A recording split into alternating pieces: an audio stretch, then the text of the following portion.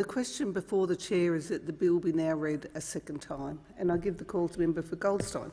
Well, thank you, Deputy Speaker. And Deputy Speaker, it was wonderful to hear from the Shadow Treasurer before the Parliament, and as he lamented the rate of tax that's paid for in this country. I make no mistake, no ambiguity, Deputy Speaker. I am for lower taxes because taxes is about empowering individuals and families to be able to take responsibility for themselves. And I absolutely believe taxes in this country are too high, and I'll continue to argue that taxes should be cut.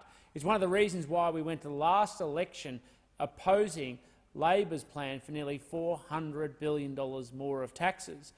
And the temerity, the chutzpah, the hubris, the arrogance, whatever you want to call it, for the Shadow Treasurer, who was the architect of that plan with the then Shadow Treasurer, the member for McMahon, to then say, oh, you know, they're taxing too much on this side of the chamber, is frankly farcical.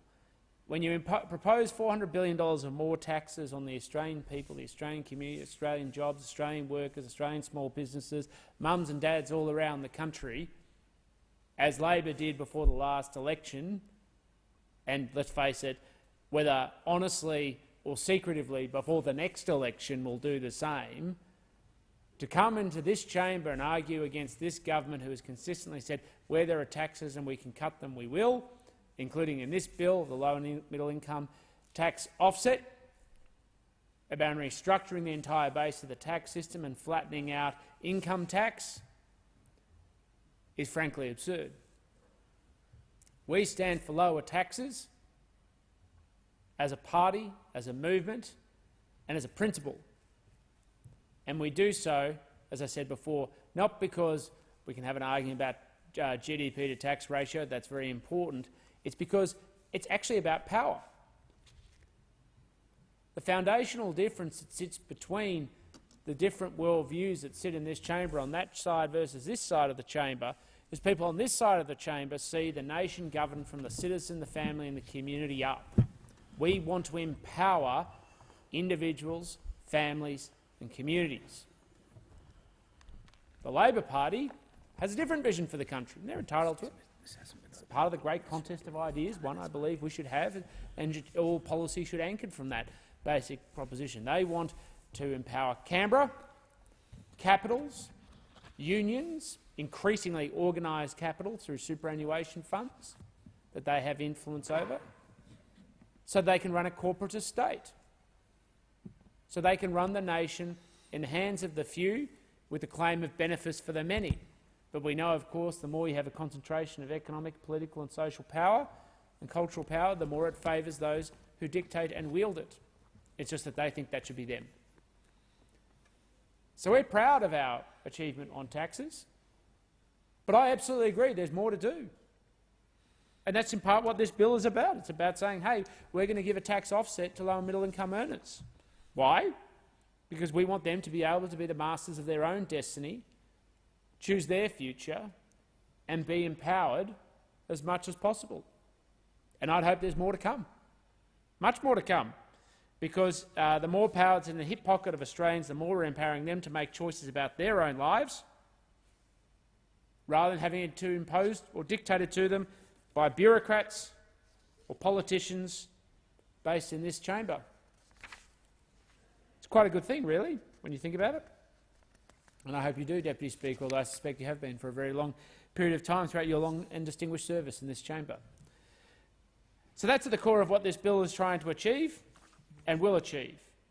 There are, of course, other measures as part of it around reforming ASIC and fringe benefit tax and various other issues around incentives.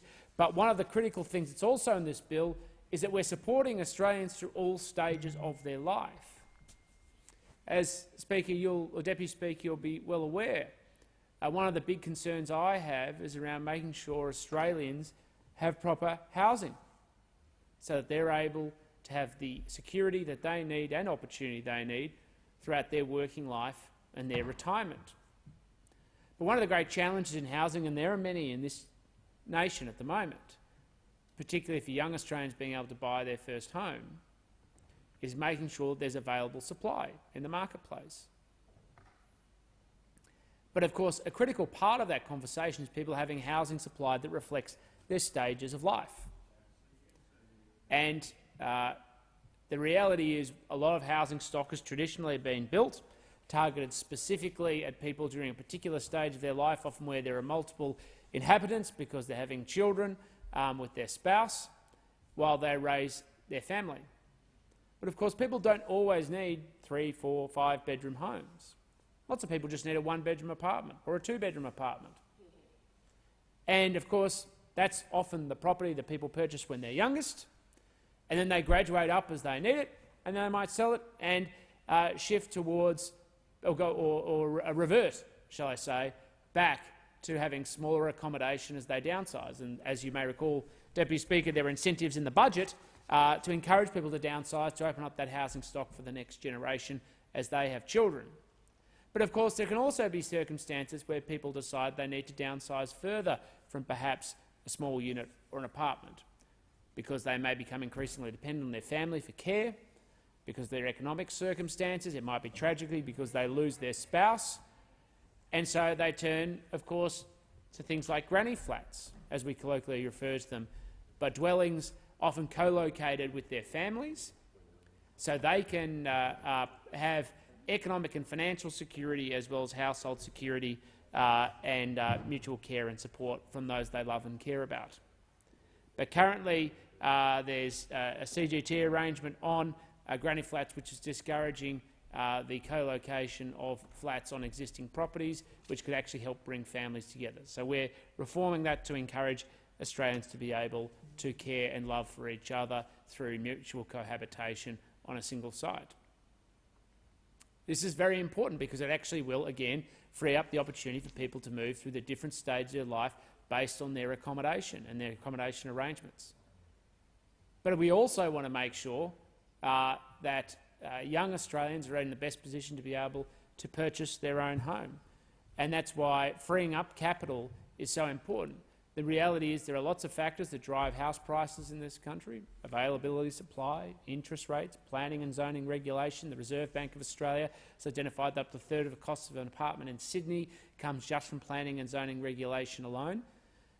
But the other one that comes at the expense of young Australians being able to buy their own home is the complete economic perversion that this parliament has sanctioned by prioritising superannuation ahead of home ownership. It's a form of economic insanity.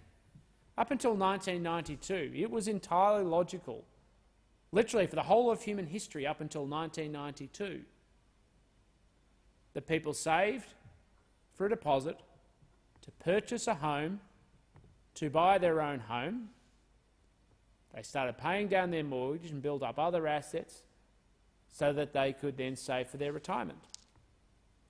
Fit consistently with people's slipstream in life, completely consistent with securing their own home in order to be able to retire with dignity and surety and, of course, income.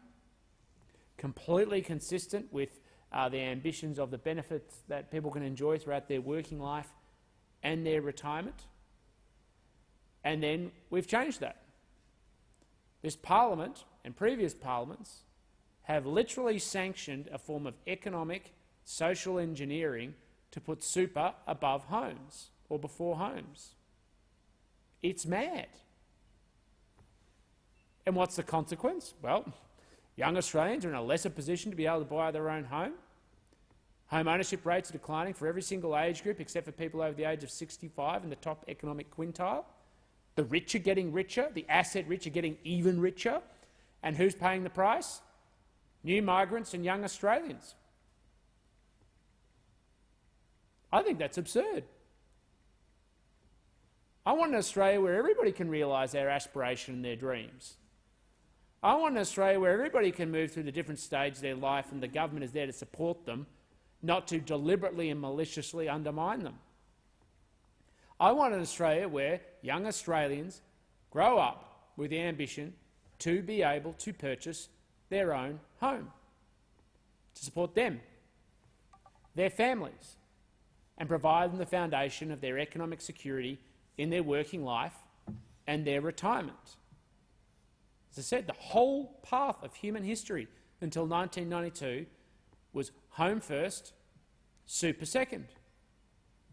But of course we know that has changed and now we put super before homes. It is mad. And I know members of the Labor Party hate me saying it because they know that Australians get this too. And you know who really gets it? Young Australians who are struggling to save a deposit. And what's the trade-off? Because we're putting super before homes, we're constantly increasing the taxpayer-funded incentives to get young Australians into their first home. So publicly funding people's private purchase and privatising the gains and socialising the losses. Again, this is something the Labor Party and the left used to oppose vehemently, and today it seems to be left to those on this side of the chamber to point out this self-evident and obvious truth. And the more we pump into super, the more we have to pump in terms of taxpayer benefits to enable young Australians to get in their own home. And they're actually similar in proportion to each other. This is how mad this policy is. You are literally using the tax system to underwrite people buying their own home at the expense of the democratisation of both the ownership and the wealth distribution of the nation. And when it comes to this side of the chamber, at least some of us are prepared to stand up and call out this fallacy and say it's wrong. But look at what happens on the opposition benches, and all you will face is a wall of noise and anger and repudiation and fight every step of the way, because what they want is more money to go into the funds that their mates control at your expense, the people of Australia, because they think they know better. They've literally privatised huge sections of the social welfare system. They used to be opposed to that. Now, on some points I agree and some points I disagree. But the intellectual dishonesty and inconsistency that sits at the heart of their position and is only revealed by their motivations because they want to control the capital of this country and bring organised capital and organised workers together as part of a corporate estate with big government and big business, should hold their heads in shame. And they scoff, and yet every step of the way they know what they're doing. And I don't mind their scoffing because I am calling them out. It often takes years of people standing up and calling out people's behaviour before everybody realises how big the con and the scam it is they're imposing on the Australian people. They scoffed and mocked us before the last election when we made the point that they were pushing older Australians down the financial stairs by taking their refundable franking credits and imposing a retiree tax. And they scoffed and they mocked, and they tried to undermine anybody that would give a platform to lower-income Australians who wanted to find their voice. The disabled Australians with a disability who wanted to find their voice, who were going to be pushed down the financial stairs by the Labor Party. They tried to silence and censor anybody who would dare get up and speak out against them. Now, don't get me wrong, Deputy Speaker, I was elated with their response, because all it did was give more voice, more power, more anger to the movement to make sure you sit on that side of this chamber. And they have not learned the lessons. A wave is coming, Deputy Speaker, to empower young Australians to be able to own their own home and take control of their own destiny. And I can tell you, on this side of the chamber, we will back it every step of the way, because at the heart of home ownership is the democratic ownership of this nation. At the heart of home ownership is the democratic wealth distribution of this nation. At the heart of home ownership is the empowerment of citizens, families and communities to be able to live out their lives. And their criticism and their condemnation of myself and other members, and I say, as always, bring it on, comes from a fundamental mistruth at the heart of their mad political ideology. Because the heart of their mad political ideology is they want a nation of dependence, not one of empowerment. one that empowers them, not the Australian people, and I will stand and fight it every step of the way.